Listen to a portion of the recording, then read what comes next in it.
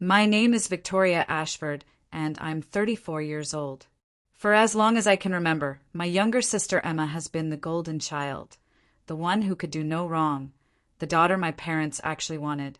She married a wealthy hedge fund manager, lives in a gated community with a pool, and produces the perfect grandchildren my mother parades around at every family gathering like prize trophies. I'm the disappointment who became a veterinarian instead of a doctor, who chose to work with animals at a non-profit clinic instead of opening a lucrative private practice in the suburbs. When my grandmother, Catherine Ashford, passed away 4 months ago at the age of 87, I felt like I'd lost the only person in my family who truly saw me, who valued who I was rather than who everyone else wanted me to be.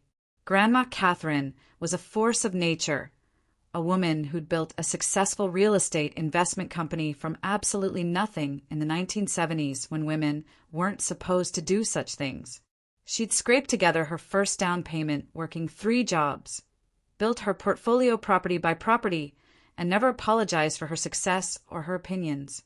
We spent countless Sunday afternoons together at her townhouse, just the 2 of us, while Emma was always too busy with country club events and charity galas.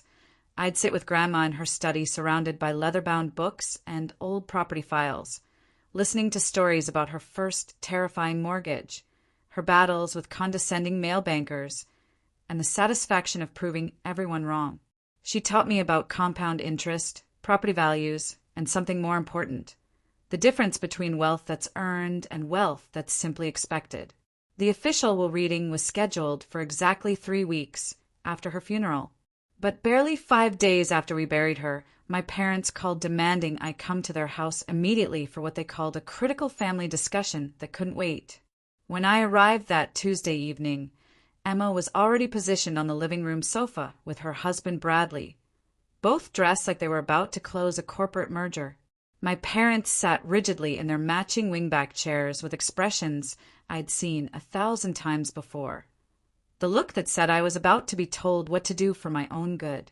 On the coffee table sat a lawyer I'd never met before, a man in his 40s with slicked back hair, an expensive watch, and a briefcase that probably cost more than my monthly salary.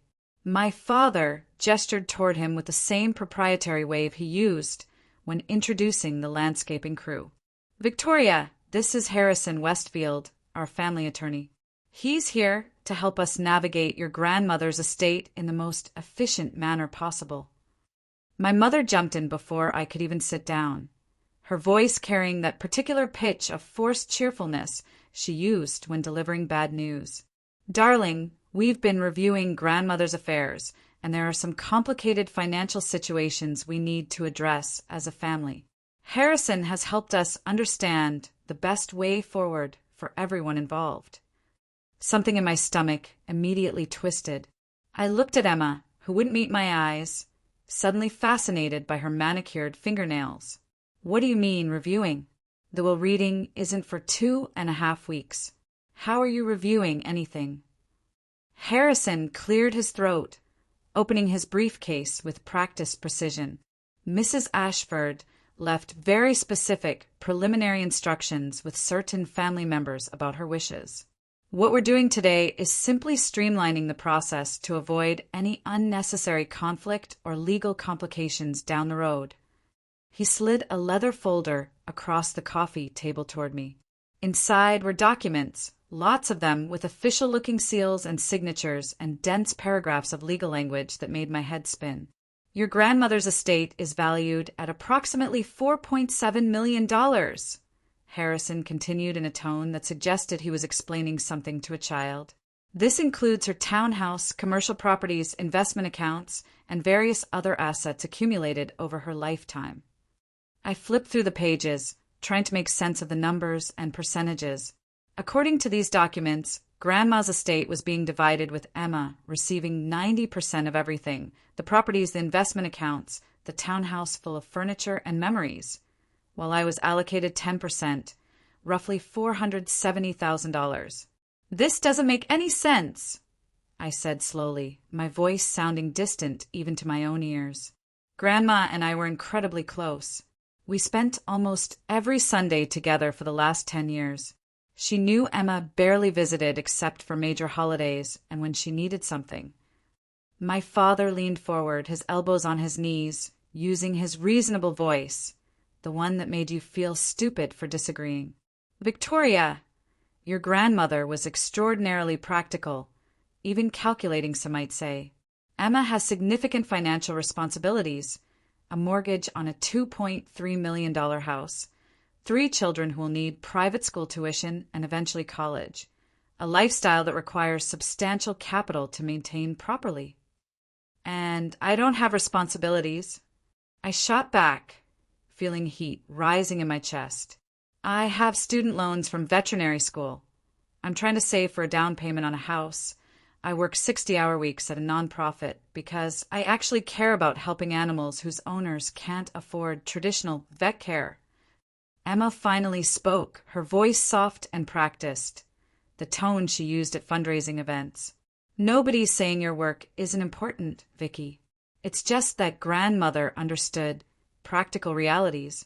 You're single, you rent an apartment, you don't have children depending on you. You don't need millions to maintain your current lifestyle, whereas I have genuine financial obligations that can't simply be ignored or postponed. Bradley nodded along beside her, like a bobblehead. It's really about being pragmatic. Catherine was always pragmatic in her business dealings. Harrison pulled out another document, this one clipped to a blue backing. This is an acknowledgement form. By signing it, you accept the terms of the distribution, agree not to contest, and allow us to move forward with estate settlement immediately. This protects everyone from unnecessary legal fees and family conflict. My mother's eyes were getting watery, her signature move. If you fight this, Victoria, you'll destroy this family. Your grandmother would be horrified. She spent her whole life building family unity, and you'd throw that away over money? After everything we've done for you. Everything you've done for me? I repeated, almost laughing at the absurdity. Like criticizing my career choice for 15 years? Like comparing me to Emma at every single family dinner? Like making it crystal clear that I was the daughter who disappointed you by not marrying rich or producing grandchildren on schedule? My father's face hardened. We're offering you a choice right now, Victoria. Sign this acknowledgement, take your portion, and we move forward as a family. Or hire your own lawyer. Spend years fighting in court, waste thousands on legal fees, and lose anyway because these documents are ironclad. Harrison has assured us they're completely uncontestable. I looked around the room at these people who shared my DNA but felt like strangers. Emma wouldn't meet my eyes. Bradley was checking his phone. My parents looked annoyed that I wasn't immediately complying. Harrison sat there with professional detachment, clearly having performed this exact scene before with other families. Then I thought about Grandma Catherine, about all those Sunday afternoons, about the stories she told about standing up to men who tried to cheat her out of properties, about her saying over and over, "Never let anyone make you feel small, Victoria," and never sign something just because someone's pressuring you. That's when you know something's wrong. I closed the folder and pushed it back across the coffee table. I'm not signing anything today. I'll wait for the official reading with Grandma's actual attorney, whoever that is. The reaction was immediate and explosive. My father's face turned that particular shade of red that preceded his infamous tirades. You're making a huge mistake. You're being selfish and stubborn, just like always. My mother stood up abruptly, her hand shaking with what I recognized as theatrical anger rather than genuine emotion. How dare you question our integrity? We're your parents, Victoria. We're trying to protect you from making a fool of yourself in court. Harrison has decades of experience in estate law, and you're going to ignore professional advice because of what? Stubbornness? Pride? Emma finally looked at me, and for just a split second, I saw something flicker across her face. Guilt, maybe, or fear, before her expression hardened into that practiced look of disappointment she'd perfected over the years. You know what your problem is, Vicky? You've always been jealous of me. This isn't even about grandmother or the money. This is about you finally having an excuse to lash out because you couldn't handle that she loved me more, that everyone in this family loves me more because I actually made something of my life. That hit harder than I wanted to admit, landing in all those old wounds I thought I'd cauterized years ago. Made something of your life? I said, quietly, my voice barely above a whisper. You married money, Emma. You didn't make anything except wealthy connections and country club friendships. And if Grandma really loved you more, why did she spend every Sunday with me for 10 years while you were too busy getting your nails done or attending charity luncheons where you donated other people's money to feel important? Bradley finally put his phone down, his expression shifting to match the energy in the room. I think you need to be very careful about how you speak to my wife. Emma has built a tremendous life for our family, and your bitterness about your own choices doesn't give you the right to diminish her accomplishments. I almost laughed at that. Diminish her accomplishments. Like marrying a hedge fund manager was equivalent to building a business from nothing. Like producing children was somehow more valuable than spending your life helping animals who couldn't speak for themselves. But I didn't say any of that because I suddenly realized something important. I didn't need to defend myself to these people anymore. Harrison Westfield cleared his throat again, clearly uncomfortable with how personal this was becoming. Perhaps we all need to take a breath and approach this more rationally. Mrs. Ashford, you're clearly emotional right now, which is completely understandable given your recent loss. Why don't you take these documents home? Review them carefully, and we can reconvene in a few days when everyone's had time to process. I don't need a few days, I said, standing up and grabbing my purse. I don't need to review fraudulent documents at home. I'll see you all at the Real Will reading with Grandma's actual attorney. And just so we're clear, this conversation, this attempted manipulation, I'll remember every single word when we're sitting in that conference room 3 weeks from now.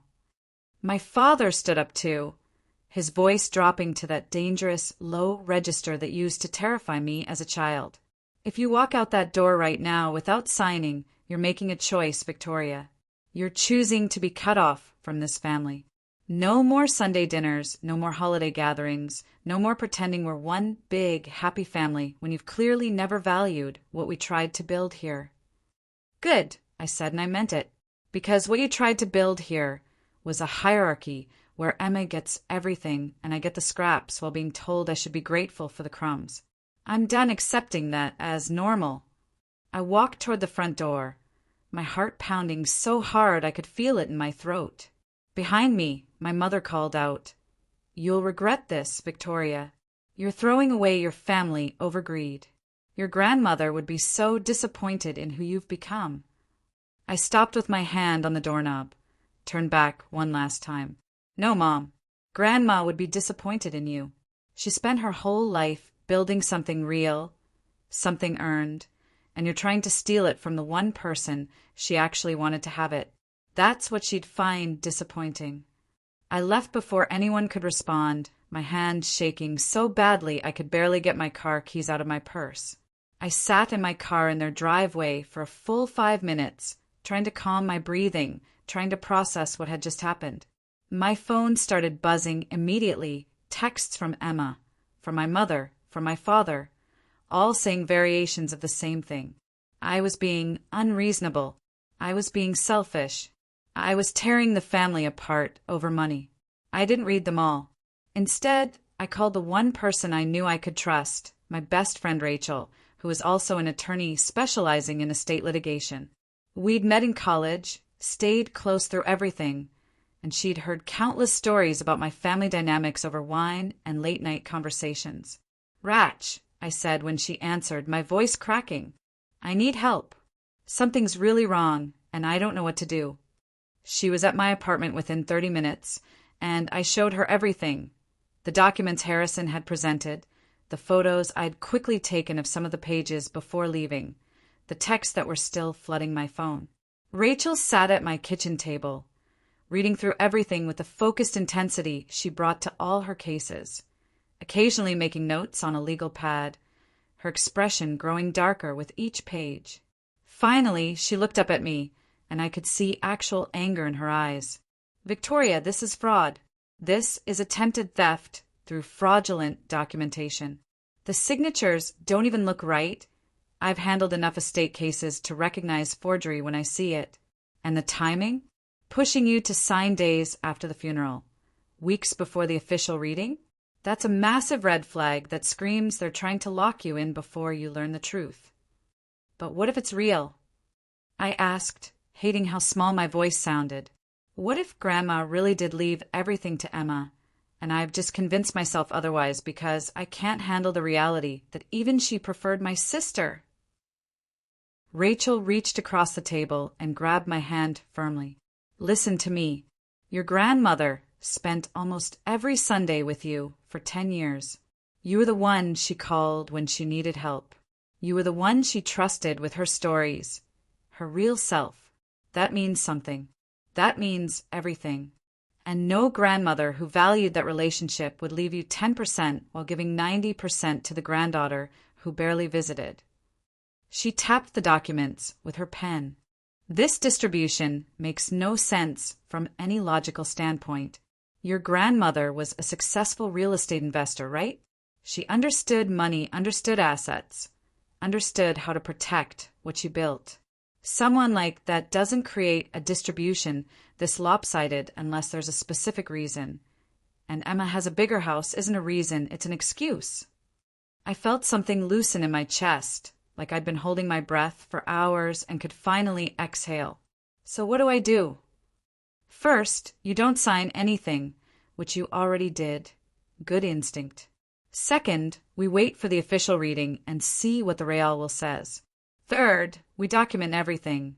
Save every text, every email, every voicemail they send. If this is fraud, and I strongly believe it is, we'll need evidence of their attempt to pressure you. And fourth, you let me come with you to that will reading as your legal counsel." "They're going to lose their minds," I said, but I was already feeling stronger, more certain. "Let them," Rachel said with a fierce smile. "Rich people who commit fraud always think they're untouchable right up until they're not. And I really, really enjoy being the person who shows them otherwise." The next 3 weeks were absolutely brutal in ways I hadn't anticipated. My phone never stopped buzzing with increasingly hostile messages. My mother sent long, rambling texts about family loyalty and respecting your elders, each one more emotionally manipulative than the last.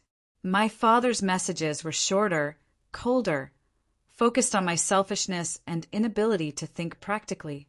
Emma's texts veered between attempts at sisterly concern and barely veiled threats about what would happen if I contested the estate.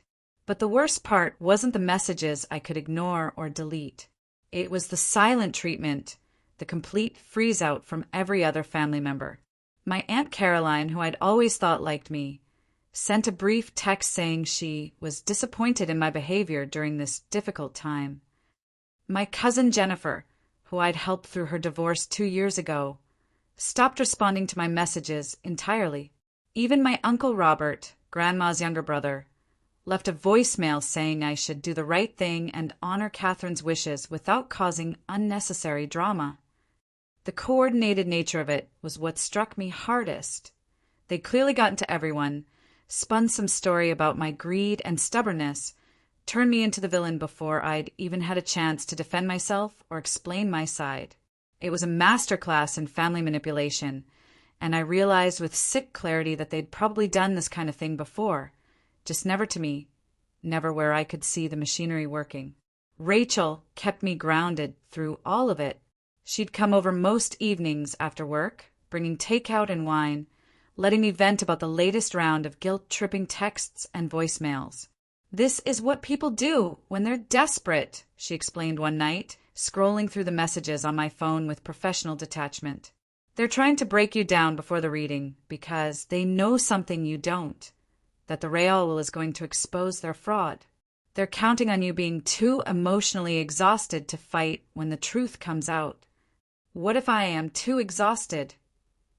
I asked, feeling the weight of 3 weeks of constant psychological warfare pressing down on me. What if I just let them have it all because fighting isn't worth losing my entire family Rachel set down her wine glass and looked at me with an intensity that demanded attention. Then, you're not just letting them steal your inheritance, Victoria. You're letting them steal your grandmother's final message to you. That you mattered, that your choices had value, that the life you built helping animals and serving others was exactly what she hoped you'd do. Is that really what Catherine would want? For you to roll over and let them erase her actual wishes because they're being mean to you? She was right, of course. Grandma Catherine had never rolled over for anyone. She'd stood up to banks that didn't want to lend to women, male business partners who tried to cheat her, family members who said real estate was too risky. She'd fought for everything she had, and she taught me that sometimes fighting was the only way to honor what mattered. The night before the will reading, I barely slept. I lay in bed staring at my ceiling, running through every possible scenario. What if the documents they'd shown me were real? What if I was about to humiliate myself in front of my entire family and their fancy lawyer? What if I was wrong about everything and Grandma really had chosen Emma?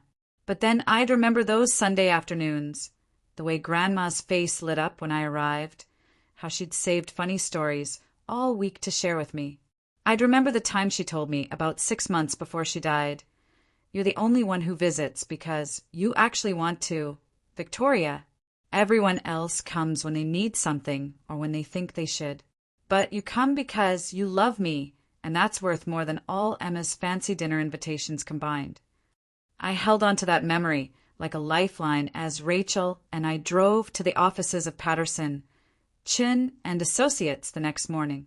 The law firm occupied the entire 15th floor of a downtown high-rise, all glass walls and modern furniture that whispered money and power. The receptionist directed us to a large conference room where my family was already assembled, looking like they were about to attend a board meeting rather than a grandmother's will reading. My parents sat on one side of the massive table, their faces carefully composed into expressions of resigned disappointment. Emma and Bradley flanked them, Emma in a black designer dress that probably cost more than my monthly rent, Bradley in a suit that screamed hedge fund excess. Harrison Westfield sat at one end with his expensive briefcase, looking supremely confident, and scattered around the table were other family members, Aunt Caroline, Uncle Robert, 2 cousins I barely knew, all witnesses to what they clearly expected would be my public humiliation. The empty chairs on the opposite side of the table felt like a statement, a physical representation of my isolation. Rachel and I sat down, and I could feel everyone's eyes on us, judging, waiting. "Victoria," my mother started, her voice dripping with false concern. "You didn't need to bring a lawyer. This is a family matter. Having legal counsel here makes it all seem so adversarial." "Given that you ambushed me with your lawyer 3 weeks ago," I replied, keeping my voice steady, "I think having my own representation is perfectly reasonable." Before anyone could respond, the conference room door opened and a woman in her 60s entered, carrying a leather portfolio and radiating the kind of quiet authority that comes from decades of experience. She had silver hair cut in a sharp bob, intelligent eyes behind rimless glasses, and a presence that immediately commanded the room's attention. "Good morning, everyone. I'm Margaret Chin, senior partner here, and Catherine Ashford's attorney for the past 23 years. She sat down at the head of the table, directly across from Harrison Westfield, and I watched his confident expression falter slightly. "Before we begin the official reading, I need to address something highly irregular that's come to my attention." She pulled out a document from her portfolio, and I recognized it immediately. It was the fraudulent will they'd shown me 3 weeks ago.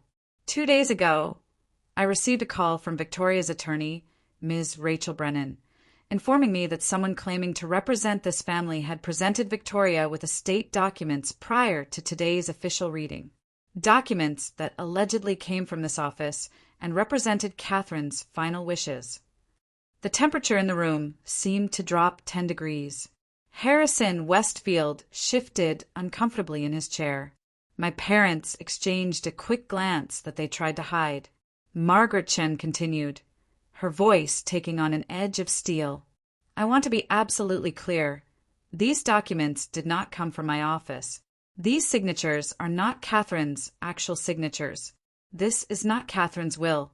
And the attempt to present these as legitimate estate documents constitutes fraud, forgery, and potentially several other crimes that I've already reported to the State Bar Association and local authorities. Emma's face went white. Bradley looked like he was calculating the fastest exit route. My mother's carefully applied makeup couldn't hide the panic creeping into her expression. My father sat completely still, as if moving might somehow make things worse. "Now," Margaret said, opening her portfolio fully, "let me read Catherine's actual last will and testament, which was updated 8 months before her death, properly witnessed by 2 partners at this firm, and reflects her genuine final wishes." She began reading in a clear, professional voice. "I, Catherine Elizabeth Ashford, being of sound mind and body, do hereby declare this to be my last will and testament, revoking all previous wills and codicils.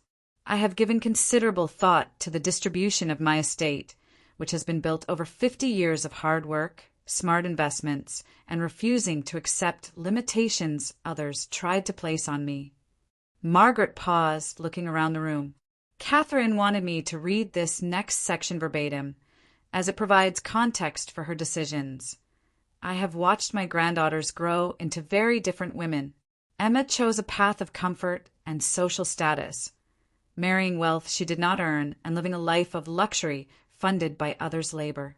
There is nothing wrong with this choice, but it is not one that requires or deserves my financial support." I could hear Emma's sharp intake of breath, see Bradley's hand reach for hers under the table. "Victoria chose a path of service and purpose," Margaret continued. "She became a veterinarian despite pressure to pursue more lucrative careers. She works at a non-profit clinic serving animals whose owners cannot afford traditional veterinary care. She visits me not because she wants something, but because she genuinely loves spending time with an old woman talking about properties and investments and life lessons. She is the granddaughter who understood what I tried to teach, that wealth means nothing if it's not earned, and success means nothing if it's not built on your own terms." The room was absolutely silent except for Margaret's voice and the sound of my heart pounding in my ears. "Therefore, I leave the following distributions," Margaret read. "To my granddaughter Emma, I leave $300,000, enough to be comfortable, enough to invest wisely if she chooses, but not enough to continue living entirely off others' money without developing her own purpose." Emma made a strangled sound, but Margaret continued without pause. "To my granddaughter Victoria, I leave the remainder of my estate, my townhouse and all its contents, my commercial properties, my investment accounts, and all other assets. The total value of this bequest is approximately $4.4 million. I trust her to use it wisely, to continue building a life of meaning, and to remember that wealth is a tool for creating good in the world, not just accumulating possessions." I couldn't breathe. I couldn't process what I was hearing. For $0.4 million. The townhouse. Everything. But Margaret wasn't finished. "I also want to address potential challenges to this will. My daughter Patricia and her husband Robert have enabled Emma's entitled behavior for years while undermining Victoria's choices. If they attempt to contest this will or manipulate its execution in any way, they will be immediately removed as beneficiaries of the $50,000 annual distribution they currently receive from my trust, and that trust will be dissolved with remaining funds going to Victoria." My mother gasped audibly. My father's face had gone from red to an alarming shade of purple. Margaret looked up from the document, her gaze moving methodically around the table, landing on each person with prosecutorial precision. Catherine was very specific about her reasoning. She spent the last year of her life watching how her family treated Victoria versus how they treated Emma, and she found it deeply troubling. She told me, in a private conversation just months before her death, that she wanted to use her estate to deliver a final lesson about earned versus expected, about character versus status.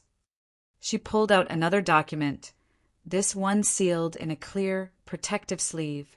She also left a personal letter for Victoria, to be read after the official distribution was announced. But before we get to that, I need to address the fraudulent documents that were presented 3 weeks ago. Margaret turned her attention directly to Harrison Westfield, who looked like he wanted the expensive conference room chair to swallow him whole. Mr. Westfield, you presented yourself as family counsel and provided documents purporting to be Catherine's will, despite never having been involved in any aspect of her estate planning. You used your position to create fraudulent legal documents with forged signatures. The State Bar has already opened an investigation into your conduct, and I've personally filed a complaint detailing the timeline of events. Harrison's professional composure cracked completely. I was retained by the family in good faith. I was provided with documents and told they were legitimate. I had no knowledge of any forgery or fraud. I was simply acting on instructions from my clients. Your clients, Margaret said coldly, who are not and have never been the estate executors, who had no legal standing to retain you for estate matters, and who presented you with documents that any competent attorney would have immediately recognized as suspicious given the timing and circumstances. You'll have an opportunity to explain all of this to the Bar Association, I'm sure. She turned her attention to my parents, and I watched my mother actually shrink back in her chair. Patricia, Robert, I need to know, where did you obtain those fraudulent documents? Who forged Catherine's signature? And who decided to ambush Victoria before the official reading in an attempt to pressure her into signing away her actual inheritance? The silence stretched out, thick and suffocating. Finally, my father spoke, his voice defensive and bitter. Catherine was manipulated. Victoria spent years worming her way into her affections, isolating her from the rest of us, turning her against her own daughter.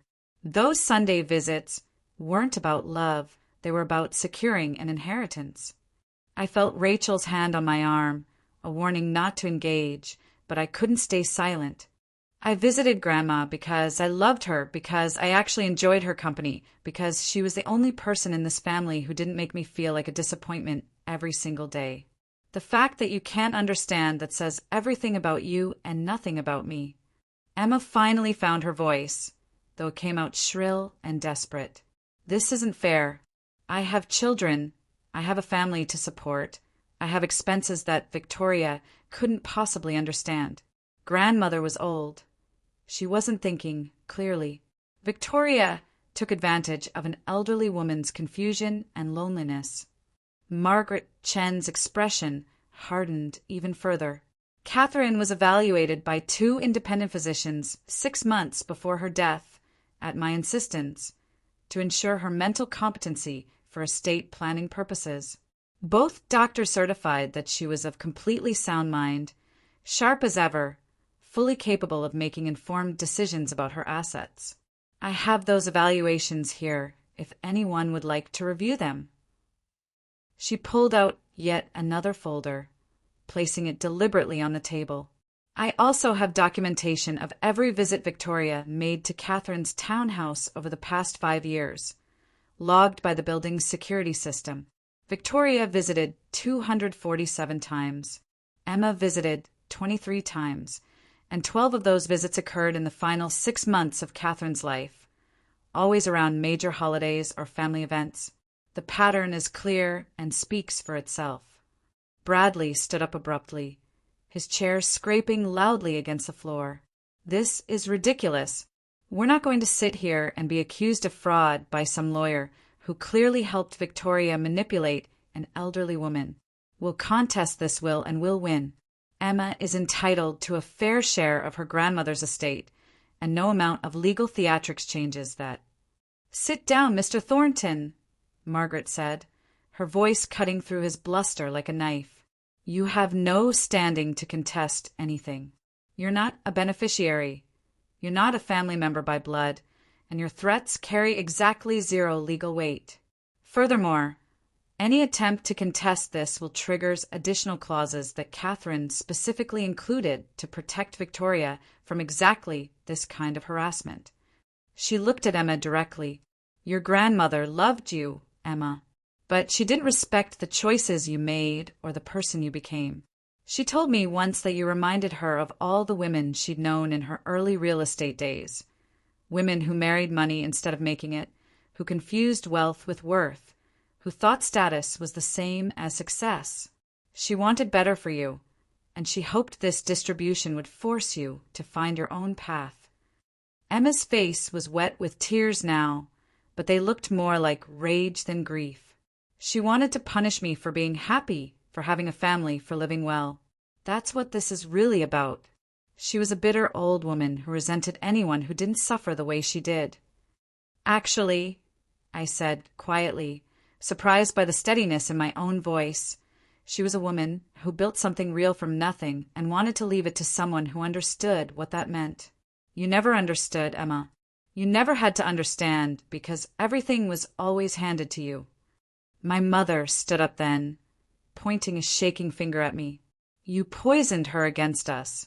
You spent years filling her head with lies about Emma, about us, about this family. You're the reason she cut us out. You're the reason this family is destroyed. No, Mom, I said, standing to face her directly. I'm the reason Grandma wasn't lonely in her final years. I'm the person who actually showed up when she needed someone, not because I wanted something, but because I loved her. And you can't forgive me for that because it exposes the truth that you only cared about her money, not her. Rachel stood up beside me, her legal pad in hand. Mrs. Ashford, Mr. Ashford, I need to make something very clear. Your attempt to defraud Victoria of her inheritance through falsified documents is a crime. We have evidence, the fraudulent will, text messages pressuring Victoria to sign, recordings of conversations where you acknowledge the documents were designed to circumvent the official reading. We will be pressing charges unless you agree to several conditions. My father's face went from purple to gray. You can't be serious. We're family. You're going to have your own parents arrested. You tried to steal $4 million from me, I said, feeling something break open inside my chest, not breaking apart, but breaking free. You manufactured fake legal documents. You brought in a lawyer to intimidate me. You coordinated with my entire extended family to isolate and pressure me. What part of that says family to you? Rachel continued, her voice professional and unyielding. Here are the conditions. First, you immediately cease all contact with Victoria unless she initiates it. No calls, no texts, no emails, no third-party messages through relatives. Second, you publicly acknowledge to every family member you contacted that the documents you showed Victoria were fraudulent and that the official will leave the estate to her. Third, you provide written statements detailing exactly how those fraudulent documents were created and by whom. She paused, letting that sink in. If you agree to these conditions, Victoria is willing not to pursue criminal charges. If you refuse or if you violate any of these conditions, we will immediately file a police report and cooperate fully with the investigation. And given Mr. Westfield's involvement, the Bar Association is already investigating, so this isn't going away quietly regardless of what you choose. The conference room was absolutely silent except for the sound of my mother crying. Real tears this time, not the theatrical ones she used for manipulation. My father sat down heavily, looking decades older than he had an hour ago. Emma stared at the table, her perfect makeup streaked with mascara, her designer dress suddenly looking like a costume. Aunt Caroline, who'd been silent this entire time, finally spoke up from her corner of the table. Patricia, Robert, what were you thinking? Catherine was my sister-in-law for 40 years. How could you disrespect her wishes like this? You don't understand, my mother said desperately. Emma needs this money. She has children. She has a life she's built. She has expectations to maintain. Victoria is single. She has no obligations. She doesn't need millions to live her small life. We were just trying to make things fair. to distribute things the way Catherine should have if she'd been thinking clearly. The way you wanted her to distribute things, Uncle Robert corrected, his voice disgusted. Catherine was thinking perfectly clearly. She was always clear about her values, about what mattered. You just didn't like what those values meant for Emma's inheritance. Margaret Chen stood up, gathering her documents. I'll leave you all to discuss the conditions Ms. Brennan outlined. You have 48 hours to provide your written response. If we don't hear from you, Victoria will proceed with criminal charges. The estate will be transferred to Victoria's control within 30 days, pending no further legal challenges, which I strongly advise against given the evidence we have of attempted fraud. She handed me the sealed letter from Grandma Catherine. Your grandmother asked me to give you this privately, but given the circumstances, I think you should read it now, with everyone present. Catherine wanted her reasoning understood, and I believe this letter accomplishes that. My hands shook as I broke the seal and unfolded the pages. Grandma's handwriting filled 3 sheets of her personal stationery, and seeing those familiar loops and curves made my eyes burn with tears I'd been holding back for an hour. I read it aloud, my voice cracking. My dearest Victoria, if you're reading this, I'm gone, and I imagine your mother and Emma have put you through hell trying to take what I meant for you. I'm sorry for that, but I'm not surprised. I've watched your family dynamics for 34 years, and I've seen how they treat you versus how they treat your sister. I paused, wiping my eyes, then continued. You need to understand something, Victoria. I didn't leave you my estate because you're my favorite, though you are. I didn't leave it to you out of spite toward Emma, though I'll admit I find her choices disappointing. I left it to you because you're the only one who understood what I spent 50 years trying to build. Not just wealth, but a legacy of independence, of creating value rather than simply consuming it, of making choices based on purpose rather than appearances. My voice was shaking now, but I pushed through. When you chose to become a veterinarian despite your parents' pressure to pursue something more prestigious, when you took a position at a non-profit clinic instead of opening a lucrative practice, when you spent your Sundays with an old woman instead of networking at country clubs, those choices told me everything I needed to know about your character. You chose meaning over money, service over status, authenticity over approval. Those are the values I tried to live by, and they're the values I want my estate to support.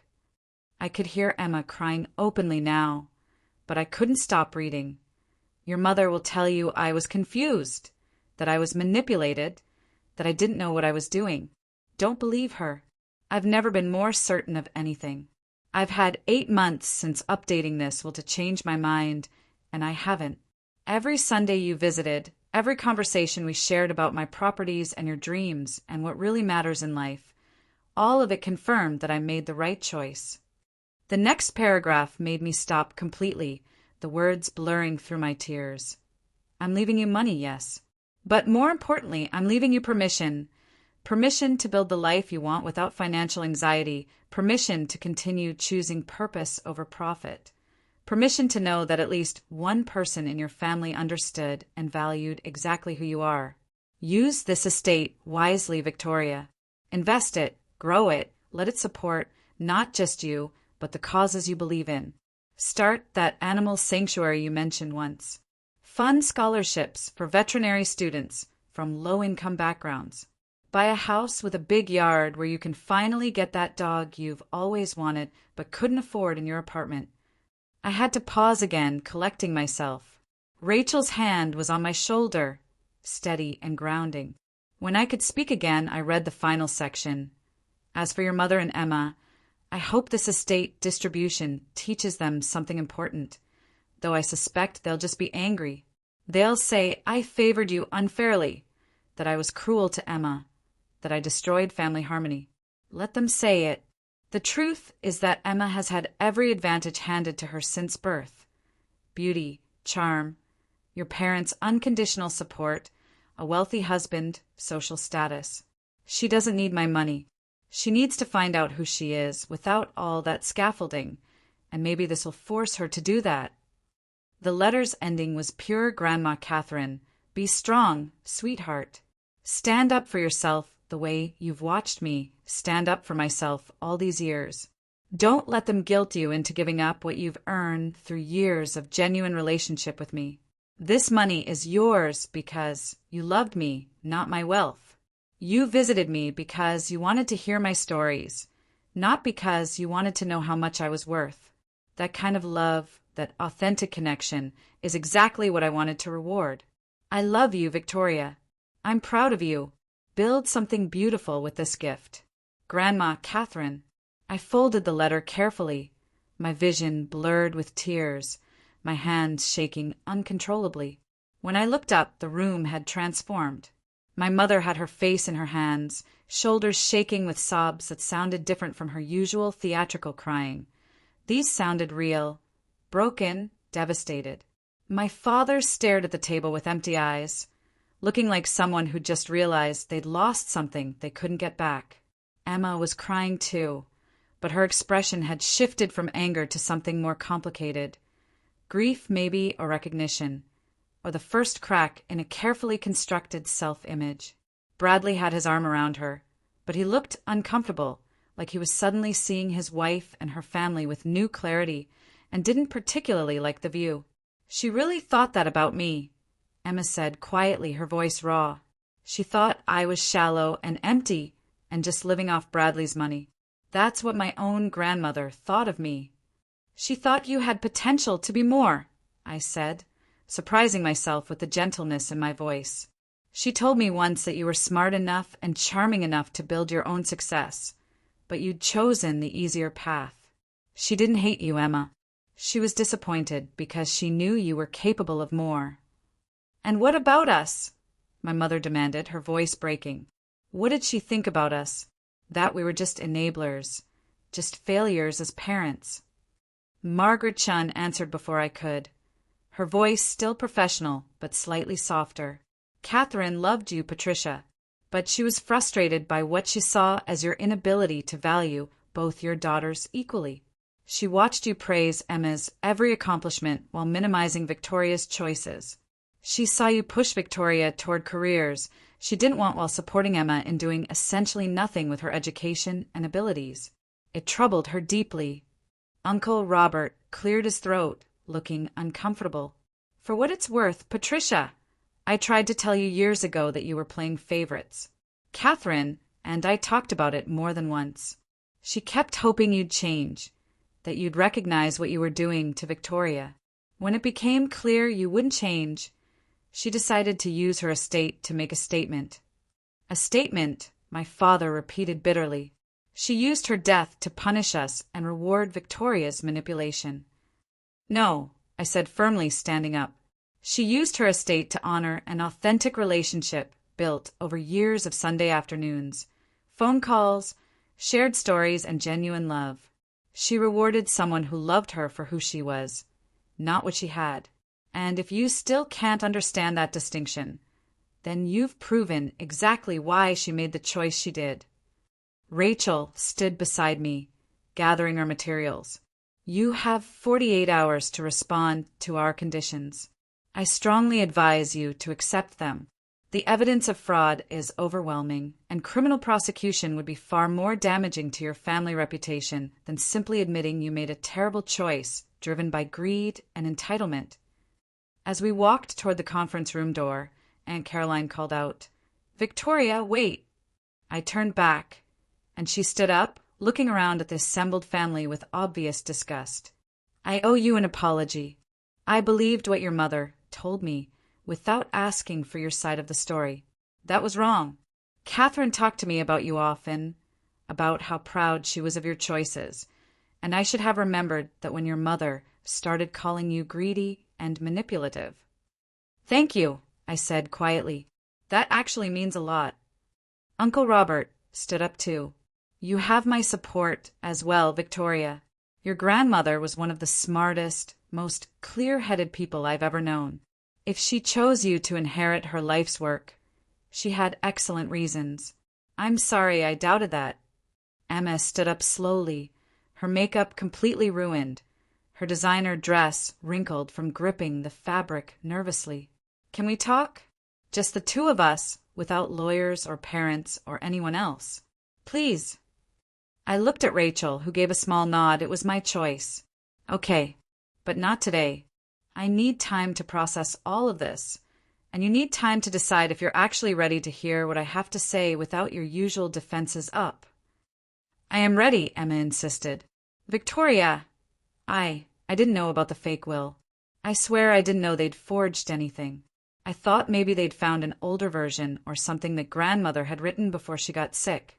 When Harrison showed us those documents, Mom said grandmother had shared them with her before she died, that she was trying to be fair to both of us." "But you didn't question it," I said. "You didn't think it was strange that a woman who spent every Sunday with me would leave me essentially nothing. You didn't find that suspicious because it fit what you wanted to believe, that you deserved more because you have a bigger house and children and a lifestyle to maintain." Emma flinched, like I'd slapped her. "You're right. I didn't question it because I didn't want to. Because I've spent my whole life being told I'm special, that I deserve the best, that my needs should come first.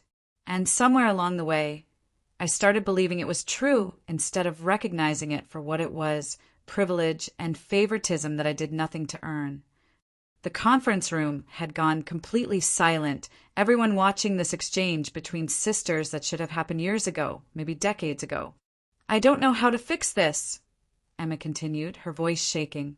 "I don't know how to undo 30 years of being the favorite, of getting everything while you got scraps. But grandmother's letter, God, Victoria, reading what she really thought of me, knowing she was disappointed in who I became, it's like someone turned on the lights and I can suddenly see how empty everything I've built actually is." "That's not my problem to fix, Emma," I said, not unkindly. "You have to figure out who you want to be, what actually matters to you beyond houses and status and country club memberships. Grandma gave you $300,000 exactly so you could do that. It's enough to provide security while you figure out your own path, but not enough to keep coasting on other people's money." Before Emma could respond, my mother stood up, her face blotchy and aged without its usual careful maintenance. "I need you to know something, Victoria. I never meant to make you feel worthless or unwanted. Emma was easier. She wanted the life I'd imagined for my daughters. She married well. She gave me grandchildren. She fit into the world I understood. You always wanted something different, something I couldn't understand or support. And instead of trying to understand, I chose the daughter who didn't challenge me." It was probably the most honest thing my mother had ever said to me, and it hurt more than any of her previous criticisms because it confirmed what I'd always suspected. I wasn't rejected for who I was, but for refusing to be who she wanted. "I don't know if I can forgive any of this," I said finally, looking around at all of them. "The fake will, the pressure campaign, trying to steal Grandma's actual legacy from me. That's not something you apologize for and move past. That's fundamental betrayal, and it showed me exactly how little I actually mattered to this family when money's on the line.